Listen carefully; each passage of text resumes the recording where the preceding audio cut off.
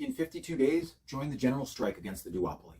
Congress is the legislative body for the most powerful nation on this planet, yet they pretend they can't get anything done. The general strike will cut through the gridlock by offering one set of legislative demands to the candidates in all 470 federal races. The blueprint for a better America will end poverty, end mass incarceration, and end the endless wars. Now, when it comes to mass incarceration, America is number one based on the size of our prison population. But when it comes to their treatment, we are ranked far lower than other industrialized nations. The blueprint's upgrade to our social contract will improve the quality of life for all Americans, including the 2 million incarcerated ones. Among the prison reforms is a restriction on the use of solitary confinement. This very minute, there are tens of thousands of Americans who are locked in solitary confinement and have been there for days, weeks, months, even years.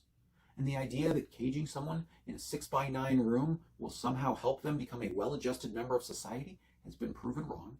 And stories like Caleb Browder's remind us of the mental toll that enforced isolation can take. Recently, a man named Albert Woodfox passed away. He had spent most of his life, more than 40 years, in solitary confinement before his wrongful conviction was finally overturned.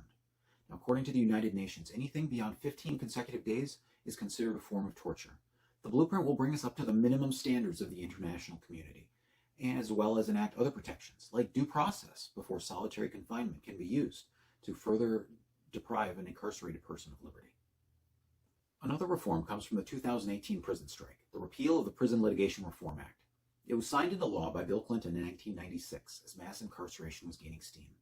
People in overcrowded prisons were suing and winning judicial relief because their constitutional rights were being violated. But instead of addressing the underlying problems, Congress raised the bar for incarcerated people to get access to the courts. The blueprint will remove that thumb from the scales of justice. Today, the 3-day fast for prison reform will end, but the work will go on.